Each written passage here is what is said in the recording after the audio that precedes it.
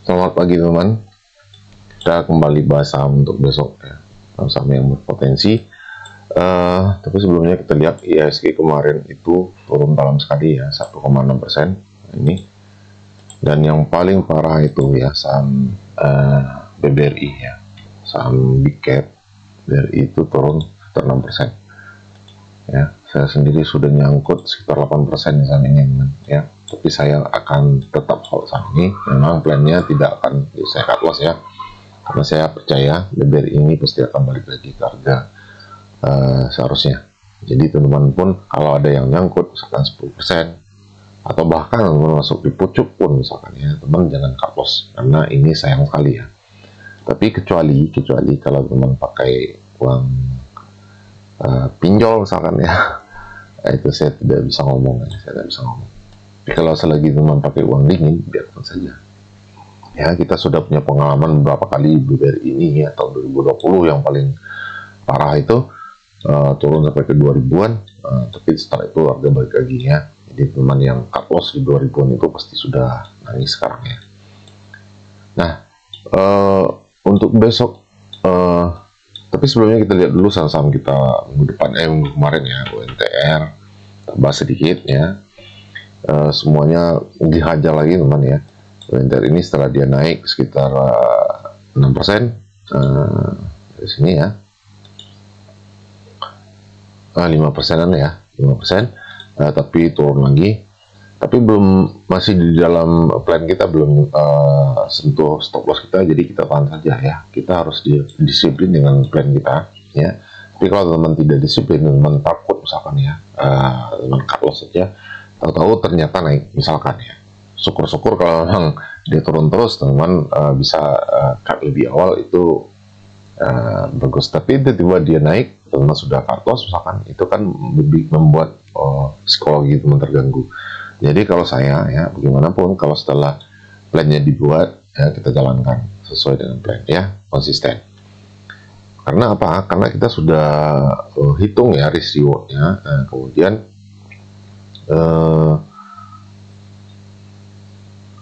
ada satu atau dua saham misalkan yang profit di antara saham kita itu sudah akan menutupi, bahkan kita akan tetap akan profitnya. Nah, jadi seperti itu saran saya, tidak usah jangan sampai goyang ya, konsisten dengan plannya, karena itu yang akan menentukan kita akan membuat profit atau tidak di saham. Yang kedua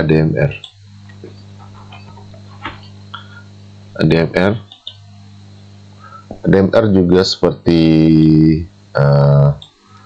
UNTR tadi teman ya. Setelah dia naik 10% ya, 10%, kemudian dia turun lagi ya, tapi masih di dalam plan kita, belum menyentuh stop loss ya. Jadi ini tetap kita biarkan juga ya. Memang ini agak pasti akan memukul mental setelah ada profit misalkan ya, sudah pasti misalkan 10%, tapi teman tidak ambil, ternyata dia turun lagi. Itu dia memang harus teman lewati mentalitas yang seperti itu. Untuk bertahan itu memang tidak gampang, teman, itu wajib dilatih ya, sampai akhirnya teman bisa menahan profit itu ya. Jangan cuman bisa menahan loss saja teman ya, menahan profit itu lebih berat ya, godaannya lebih berat ya. Pasti teman akan gatal untuk ambil profit sesegera mungkin, padahal dia masih berpotensi untuk terus naik ke target kita misalkan seperti itu. Jadi ADMR masih dalam plan kita atau masih on track ya, kita biarkan. Kemudian cuan.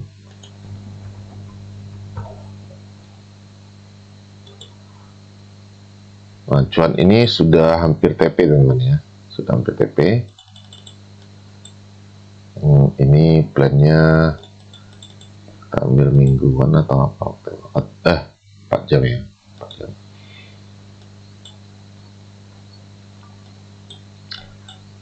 Sudah hampir TP. Tapi ini di sini sebenarnya sudah TP, tapi kalau mengikuti plan ini sedikit lagi.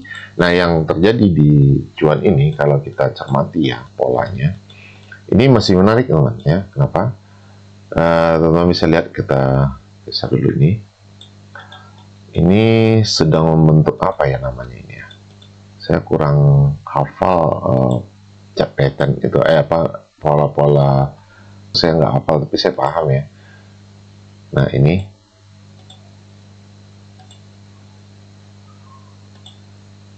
ya.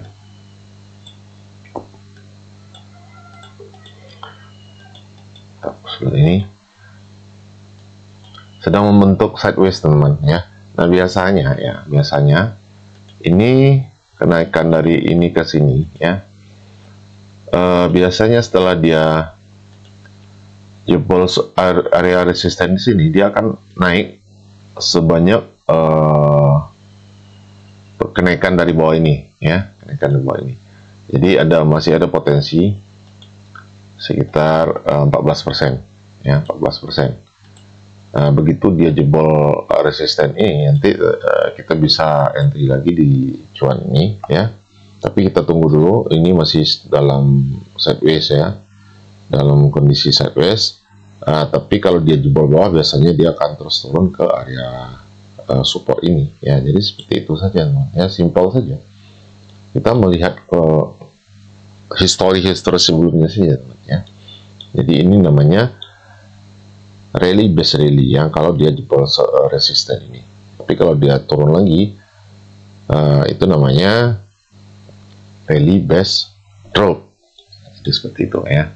Ini contohnya, itu dia naik ya, kita ukur ya apakah benar kenaikannya itu sama atau setara dengan kenaikan sebelumnya. Ini dia naik, kemudian ada sideways ya. Nah, naiknya, sorry.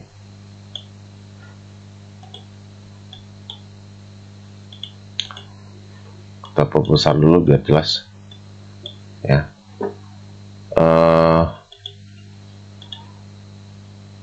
Naik, kemudian membentuk base ya, atau sideways, kemudian dia naik lagi.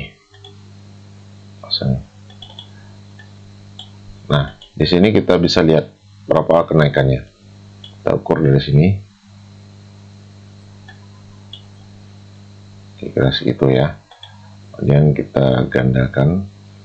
Nih, bisa lihat. Jadi kenaikan dari sini ke sini setelah dia nge-base ya, setelah dia breakout dari area sini, kemudian dia lanjut naik setidaknya sebanyak kenaikan dari bawah sini ya. Ini namanya rally base rally. Nah ini sedang membentuk rally juga, base juga atau sideways ya. Apakah dia akan melanjutkan? Bisa jadi dari sini kita ambil sekitar berapa persen ini?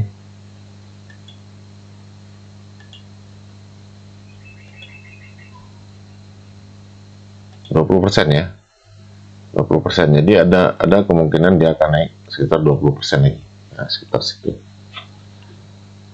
Oke, jadi belum kita belum pas untuk entry sekarang karena kita harus menunggu dia break dulu, break resisten ini, kemudian kita tunggu dia pullback baru kita masuk ya. Kira-kira polanya akan seperti ini, naik kemudian pullback ya. Setelah itu baru kita masuk di sini untuk melanjutkan kenaikan ke arah sini ya. Jadi sekitar ya lebih kurang 20% teman ya, lebih kurang 20%. Di sini ada resisten juga ya. Jadi ada kemungkinan harga akan naik ke area sini. Oke, itu cuan ya. Jadi teman-teman boleh pasang alarm atau pantau terus ya cuan ini. Itu dia break, nanti kita masuk. Tapi kalau dia break bawah teman ya, kita tunggu saja ya. Mungkin dia akan masuk lagi ke area support di bawah sini. Oke, itu cuan. Kemudian BRMS kita sudah kena stop loss teman ya. Ini sudah kena stop loss, artinya dari 3 saham atau 4 saham dengan BRMS ini baru 1 BRMS yang kena stop loss ya.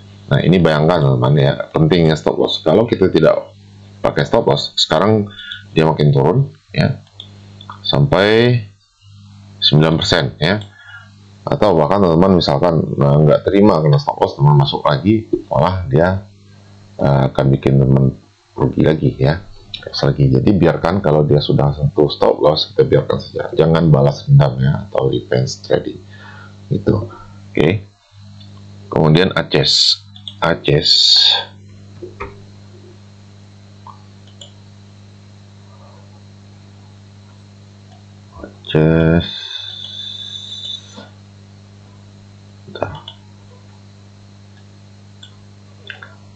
juga masih on track ya, masih on track. Kita hold saja ya. Kita di grup itu masuknya di 920 ya, 920 sudah profit kemarin sampai 7% kalau nggak salah ya di sini, tapi dia tertekan lagi turun, malah ini sekarang itu harganya 19.915 ya, malah minus. Nah seperti itu kita wajib untuk mengatur psikologi kita, jangan sampai emosi ya. Begitu teman-teman sudah profit ternyata hilang lagi malah minus, teman-teman emosi all in ya, ternyata dia makin turun ya, akhirnya hancur teman ya. Selagi ini masih dalam koridor plan kita ya, biarkan saja. Oke, itu aja. Kemudian ini saham request teman-teman ya, di grup ISAT atau Indosat. Indosat sekarang sedang floating profit itu sekitar 6% atau 7% ya. Sorry, 4,59%, dia tertekan atau terkoreksi lagi. Floating profit sekitar 4,5%. Oke, ini masih kita lanjutkan. Kemudian BMRI yang juga request teman-teman. Nah, BMRI ini juga tertekan turun ya, tapi tidak separah BBRI teman. Di antara 4 big bank itu ya, cuman BBRI satu-satunya yang dihajar habis-habisan sama bandarnya atau market makernya ya, atau investornya. Berbeda dengan BMRI, BCA dan BNI ya, itu masih ada akumulasi lot ya. Nah di sini kita punya 3 area ya kemarin itu, area 1, area 2, area 3. Ternyata area 2 ini tidak sampai tersentuh teman, dia naik lagi.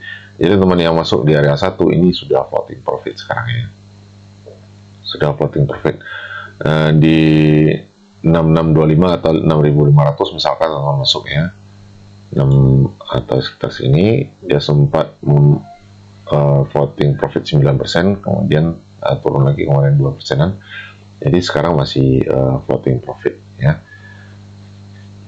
Tapi BRI beda kasus teman ya. Saya juga curiga BRI ini memang ada taking profit ya, dan itu menurut saya wajar ya, wajar karena dari sini November ke sini itu sudah naik sekitar 35%-an kalau nggak salah ya. Wajar ada yang taking profit ya. Kemudian yang menarik untuk besok ya, saya mau bahas satu saham saja, lagi-lagi Telkom ya. Sama ini nanti kita bahas di grup Telegram ya. Telkom ini kemarin masih turun ya, masih turun 0,3%. Ya ini chart daily ya, chart daily sudah masuk di area buy kita yang pertama ya. Ini buy area pertama, ini buy area kedua. Tapi buy area kedua ini masih jauh teman ya. Jadi kalau nunggu area 2 ini itu masih sekitar 15% lagi ya. Jadi teman strateginya itu kalau masuk di area 1 ini ya teman pasang stop loss saja ya, stop loss, karena ada kemungkinan dia akan terus turun. Tapi ya saya lihat kemarin kalau kita lihat time frame 4 jam ya, ini kan daily ya, kita lihat time frame 4 jam itu ada candle hijau teman. Artinya ada yang beli ya, atau ada yang sudah mulai masuk di Telkom ini. Ini 4 jam, kita lihat yang 1 jam ya. Coba. Nah ini teman bisa lihat dari sini ada sekitar 4 candle ya. Candle itu ada yang masuk. Nah kita lihat siapa sih yang mulai masuk, atau mungkin ini buyback ya, Telkom. Nah ini broker ZP ternyata dan BK masuk 214 miliar dan 145. Kita buka dulu netnya. Kalau mau melihat akumulasi atau bandar apa namanya Broksum ini teman ya, jangan langsung dipencet netnya. Kenapa? Karena misalkan teman-teman lihat di posisi netnya ini, katakanlah ya ada 214 miliar misalkan, ternyata si ZP ini sudah jualan 200 miliar. Dia tadinya masuk 400, kemudian dia jualan 200 dan sisa 200. Itu artinya dia sudah jualan 50%. Ya, itu bisa saja besok dia lanjut jualan lagi. Tapi kalau misalnya seperti ini ya, ZP itu masuk 248 kayak gini. Kemudian dia jualan di sini ada sekitar 33 miliar. Dia masih net buy itu 200-an miliar, 214. Jadi baru sekian persen dia jualannya. Artinya tentu saja si ZP ini masih ingin menaikkan harga karena dia tentu saja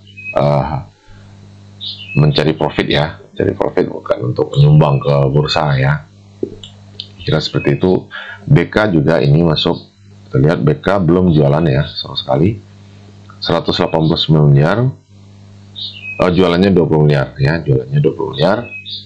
Jadi netnya itu 145 miliar.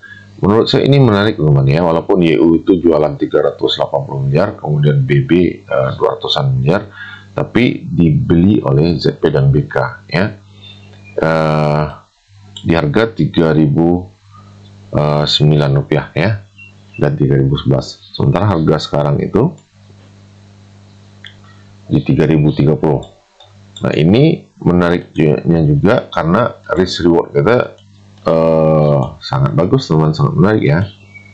Ini saham bagus ya, Telkom, sama halnya dengan BRI ya, BCA. Menurut saya Telkom ini bukan saham kaleng-kaleng ya. Nah, teman bisa lihat di sini, kita bisa resikokan cuma 3% saja. Kenapa? Ini swingnya itu ada di 2960, jadi kita tarik ke bawah sedikit untuk stop loss itu di 2930, sehingga kita merisikokan 3% dari harga ini. Dengan target price-nya itu kalau kita optimis sedikit, ini di sini ada apa namanya gap ya. Kalau kita optimis harga ini akan menyentuh akan menutup gap, berarti kita bisa targetkan dia menaik sampai ke 12% ya, dengan risk reward 1:3. Nah, ini yang saya maksud dengan risk reward yang menarik ya. Kenapa kita harus ambil risiko? Karena memang seperti itu di pasar saham, kita harus mengambil risiko dengan risiko yang terukur, bukan asal-asalan ya. Itu kalau asal-asalan tanpa analisa, misalkan tanpa melihat data apakah ada yang akumulasi itu namanya nekat.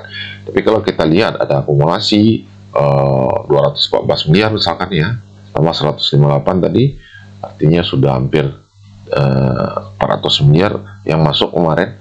Itu bukan uang yang sedikit ya, bandingkan kita cuma masuk 10 juta misalkan ya. Kenapa kita harus takut? Nah, jadi seperti itu, kita hanya merisikokan 3%. Kalau kita masuk 10 juta, artinya kita merisikokan 300.000 untuk mendapatkan keuntungan, atau potensi keuntungan itu sekitar 1.200.000-an, sekitar 12%. Jadi seperti itu saja ya.